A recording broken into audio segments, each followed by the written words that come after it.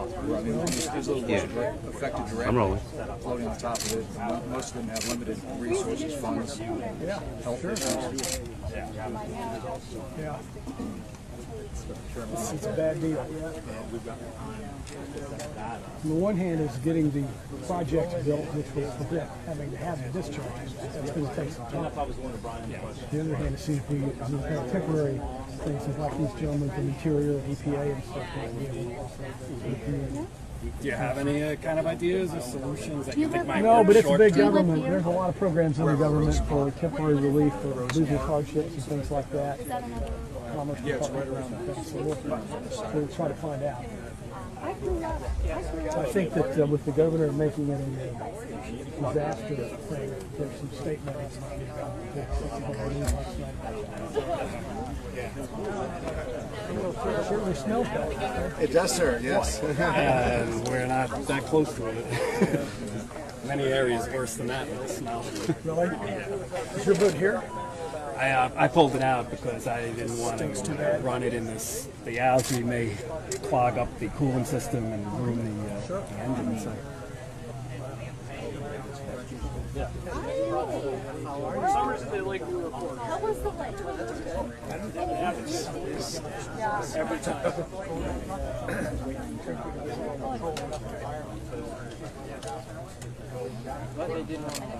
Are you guys just waiting for everyone to gather? We're waiting on Colonel Kirk and Colonel Kelly.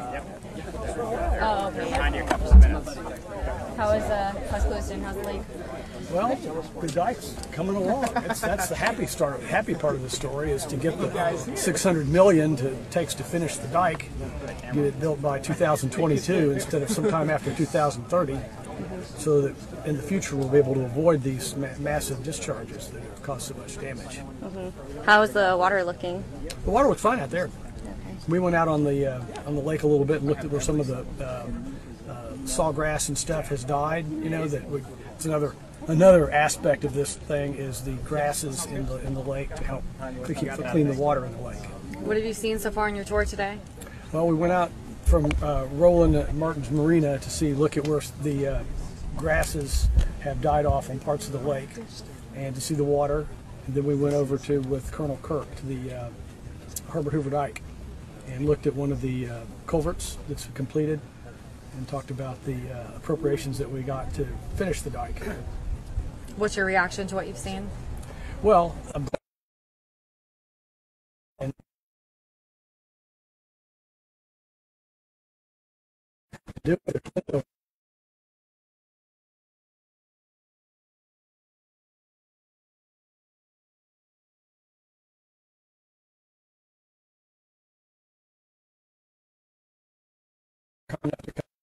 and federal to meet some of our people who are hurt by this and to try to figure out if there's anything that we might be able to do on a temporary basis to alleviate the suffering and the economic damage. Any thoughts so far? Yeah. I think that with the state declaring it a natural, an emergency status, that there's some state temporary disaster relief funds that might be available. I think that there's things in the Commerce Department, maybe the Department, maybe the EPA, where we could get some relief for small businesses or hotels or things that are losing customers because of the green slime. Congressman described this. I mean, we just pull up. You can smell it as soon as you get there. The people on TV won't be able to tell, but it really stinks. I think we all agree with that. And you can see right over there in front of that boat with the gentleman with the green shirt. It's a lot of lime green slime polluting the water.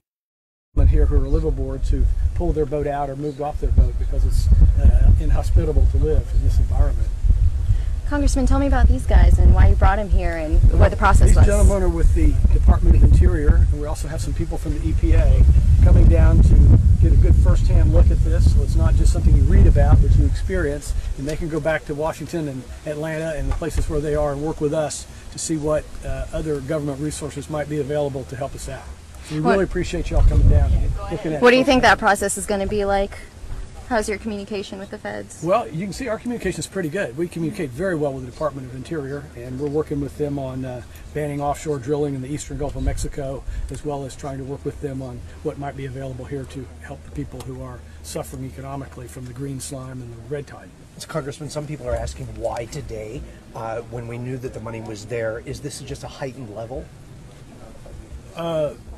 This is the first opportunity we've had to meet with the Corps and to meet General Kelly, who's coming in, who will be taking Colonel Kelly taking Colonel Kirk's place, and to bring some visibility to the fact that the pace is going to speed up and the dike's going to get done 9 years earlier, and we will get to the point where we can store more water in an emergency time if we need it. Any answers for people who are dealing with this short term? Well, I just want you to know I share their pain, as we all do, to see our citizens and members of our community suffering economic damage, poor quality of life, like you had to get off your boat, and hopefully we'll be able to see if there's some temporary government resources to help. Particularly I'm thinking of the economic dislocation resources for like some of what I've heard in Sanibel, Fort Myers Beach, of restaurants that are losing a lot of customers. I even talked to Bob Rommel. He said one of his restaurants at Bell Tower Shops had even lost customers. Being around it, does it make you want to go away like it makes a lot of other people that we talk to? Well, it just really makes me mad, that the SERP, the Comprehensive Everglades Restoration Plan, was passed in the year 2000. That's 18 years ago. And here we're finally just starting to get some projects built and get some serious money put to work on behalf of building these projects out. I don't know what people were doing for the first 18 years. I just got into this business last year. But we've turned up the heat, got over $600 million for the dike, over $100 million last year, and that's all the money we need to finish the dike. Prior to that, they'd never gotten more than 50 or 60 million in any one year. So the Corps can only build what they have the money to build. Now, the same on the Everglades Restoration Plan projects. We got over 100 this year and last year, and so we'll be able to start planning for the A2 reservoir, which will help store some 260,000 acre feet of water south and discharge it down into the marshes, which does a lot of really good things. First of all, it's water that doesn't have to be discharged into the Caloosahatchee. That's the first main thing. Second thing is it hydrates the marshes to preserve the Everglades. Last thing we want is the Everglades to dry up in times of drought. And the third thing is, with sea level rise, it's going to create a barrier, and we can keep the mangrove barriers in place by pushing the salt water back as it tries to come in. Do you want to start taking a look at this? Sure, why not? After you. No, after you. After Dave. No, just kidding. Looks like Top Dog's got the lead on this one. The last shot, 15-10. Sure, you guys ready to just do a little bit of a walkthrough? Sure, why not? Sure. So, you can see just sort of the light stuff here. It's going pretty good. We did do some removal in this marina down in the corner there, but that little, Wow. yeah. What is that? Well, so where that is everywhere, that's where we're going to go. Wow. So, here you don't really, you just barely smell it, but... I can smell it plenty. Yeah, I don't know about you guys. Can everybody smell it enough? Oh, yeah. Well, believe me, it gets a lot worse than this. Yeah, you're here on a good day. Hi, Mary. Thank you for coming back. Thanks for having us down here. So here's our slide. Well, that's just like I said, that's one little piece. We've been collecting in areas where that is what everything looks like, and so it's a 2-week test project. And help our Florida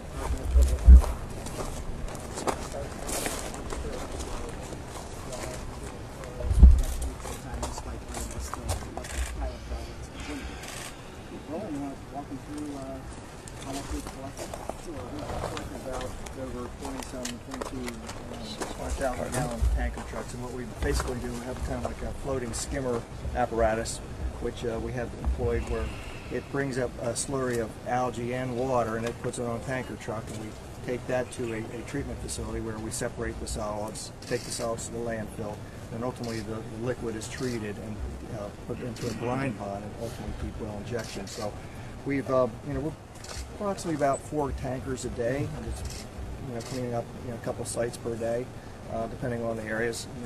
And one of the biggest challenges we're finding is this algae is very mobile. It could be there one portion of the time, and then it gets shifted due to tide. That's what I heard. I heard there's a place at Cape Coral that had algae yesterday, and now it's moved 3 canals away. That happens right here, actually, it was last night. I came by about 6 o'clock, and it was much more blue-green, and now I guess it's in and out with the When it tides. accumulates, so it'll be back in a little later. Yeah. Tide's on its way in. Yeah, when it accumulates in the really thick mats and the algae starts dying and decaying, that's when it stays put. And that's when it becomes really rancid. It's pretty rancid right now. Isn't there something about when you try to scoop it up that it upsets the cyanobacteria or something? It actually makes it worse? Yes, we're careful of trying to make as least disturbance because you're right. You don't want to agitate and Have create a an bigger aerosol bloom, type of, yeah. of issue. So we're basically a skimmer and it's going through a vac type truck, so it's removed directly from the source. And there's also some technologies that are being applied too, right? When there's some bugs or something you put in there, kind of like you do with anaerobic digesters. Well, the state is, they have actually, I think now a closed solicitation, but they've recently solicited demonstration projects for alternative cleanup technologies. So they're evaluating those right now. Currently, we're just using a mechanical collection process. So That's a mess. it is a mess, but And we got red tide in this. We kind of have a perfect storm here. unfortunately, they red drift, red tide, blue-green algae all hit at once this time. Yeah. And I've read something from a scientist somewhere that the presence of phosphorus and nitrogen in a red tide just makes it worse. Well, red tide is not really picky on its nutrient source, so it creates any, takes up any available nutrients in the water column. So that provides, certainly a source for it to proliferate, at least to sustain itself. We sure appreciate everybody coming out and taking a personal interest in it. It's great to have members of the federal government and the state, as well as the county, try to figure out how we can work together to make it as good as it can be for our citizens. And longer term is, of course, get the Everglades project going and get the project and avoid this thing. Well, we appreciate all the work you're doing to get the integrated delivery schedule funded and get those projects up and running. That is the long-term solution for it. Yeah. And the change in the A2 reservoir was passed by the House, should be passed by the Senate. Senator Rubio said he was going to put the carbon on it. And so we'll have that in place. It's just a matter of getting more money. And I want to say, the state of Florida is an unsung hero in the environment. What's happened with Amendment 1, what's happened with that $100 million that the governor came up with to complement our $600 million now at the dike to get us over the hump, taking over C-43. I mean, I think the state's like $1 billion ahead of the federal government on what's supposed to be a 50-50 cost share. So the federal government's got some catching up to do. We're going to try to work with them, try to get them to do that. Yes, sir. Our commissioners would appreciate that very much. They've been asking for that help. So. Well, anytime anybody has any better ideas for me at the federal level and with our federal government people, just let us know because we all want to try to help solve this. Very good. Thank you, sir. Thank you. you. Can answer anything else? Let us know. Right. Thank you. How are you? Good, how are you Everything doing? I have a question for Mary over there with EPA. Good. So you're just talking about right now about the Stanford. Excuse me? Yes. Thank you. I think we really appreciate the opportunity to be down here, and we appreciate the invitation to come down and to see firsthand the algae, the experience. You've probably been around the country and seen stuff similar to this in the scope of, the country and seeing different algae blooms. How's this compare? I think anytime we see algae blooms, we're concerned. So I think the work that the state is doing to address it is really, really important. Realistically, on the federal level, what can be done in terms of assistance for a state like Florida when it comes to cleaning something up like this? From the standpoint of the EPA, from a regulatory standpoint, much of what you do to address nutrient pollution is not regulatory. So it's about kind of long-term planning and funding assistance for best management practices to reduce nutrients in the water. How do we do that? I don't want to get too sciencey, but how exactly do we do that? Well, the state of Florida really does an excellent job in planning to address nutrients and investing in nutrient reduction improvements. Work that they undertake with septic systems excuse me. I'm sorry, it's very hot in here. I'm kind of feeling it too. It is. The state has, I think, to address nutrients in water requires long-term planning and investment in best management practices to address some of the flow of nutrients into our water bodies. And so the state invests effectively in those. EPA provides grant funds to assist in that. And so that really long-term planning and investments are the solution. Okay, so kind of, regulating on a state level how we manage water and that kind of thing to manage nutrients. Yes. Okay. All right. I don't want to get too sciencey. Go get a on drink our of ears, water. But Thank you. You look hotter than me. If I'm not sweating, that's a problem. yeah, really.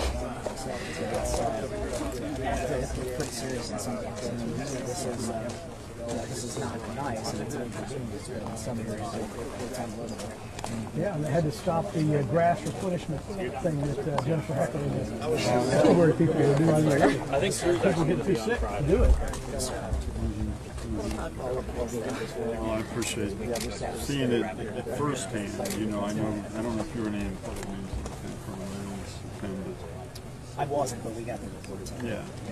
So certainly, hand in hand, Secretary Valentine and the governor did our first press conference, I think, on June 2nd, after the incredible May rains, which are part of why we're here today, because the May rains had us need to dump the water out to further protect the dike.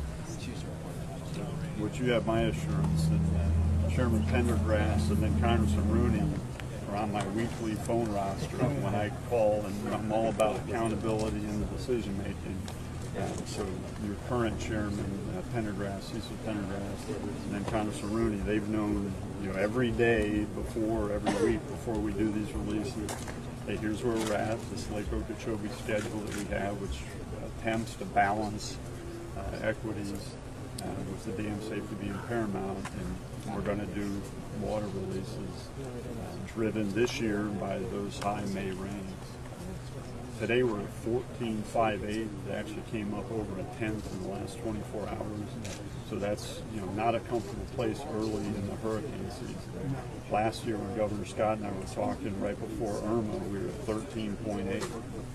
At that point, with the risk to the lake and the way the storm Cat 4 was coming, the governor evacuated everyone south of the lake, which was a way to protect them. But certainly that's a big step you don't necessarily want to have to take. Sure. Yeah, that 1 foot's over 500,000 acre feet of water, giving up the ability to store because the lake's high. Right. And then it's points out what you noted about accelerating the rehabilitation. Well, the good thing is, the bad thing is we've had 3 really bad wet years when we're supposed to have 2/3 of the years drier than normal, and they aren't. And the good thing is we've got the money to finish the dike, and the Corps of Engineers is full speed ahead on getting it done. Well, we appreciate you expediting the revision of laws as well, commensurate with the rehabilitation. That's important. Absolutely, that is a critical piece. Larry Williams, good to see you, sir. Over inside, Carla. Sam. That's a good thing. 2420. So, Congressman, I appreciate you inviting us here. Thank you for being here and seeing it. I think the fact that you all would take time of your busy day to come look at it shows your commitment to helping our people and to working with the state and working with the federal government to do what we can do for the people of William Carter County. Thanks, sir. Thank you. Absolutely. I want to commend you for your leadership too, Congressman, to pull us all together today. Well, I really appreciate y'all coming. This is a big deal. They're feeling kind of stranded down here. And, so I don't know how much more of this green slime we want to smell. Can I ask you a question? Sure, why not? Well, since the Army Corps is sending this toxic water down to throughout the Caloosahatchee River, and it ends up by Fort Myers Beach, do you think it's a good idea that people are still allowed to swim there? I mean, I know the red tide is bad, but it seems like everybody's coughing. The place is like a ghost town. I heard you might be going down there. We're going down there now. Oh, great. Yeah, And so you'll see firsthand. We're going to meet with some of the people that are in the tourist business there. And these good people from the government, state and federal, are going to be able to hear firsthand. I was wondering if you should just, like Cape Coral, put no swimming signs up, which makes sense. But I was wondering about the beaches down there. Especially Fort Myers Beach seems to be hit the hardest. I think it's pretty bad. A lot of dead animals washing up on Sanibel and Captiva too. No, thousands and millions of species. Thank you for coming out. Thank you very much. Oh, how you doing, Jim? Good to see you. I feel like they didn't look at it. They're not really looking at it.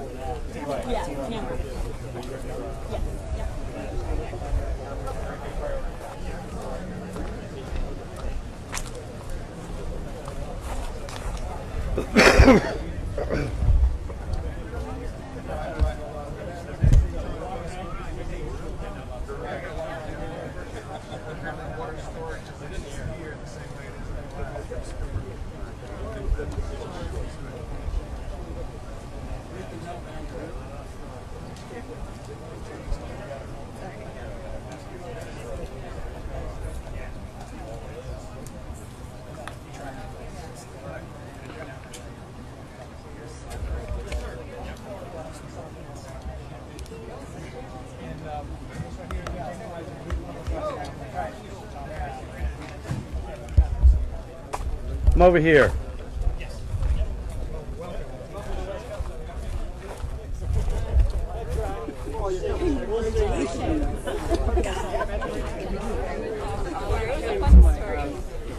I heard you. Okay. Oh, okay, cool.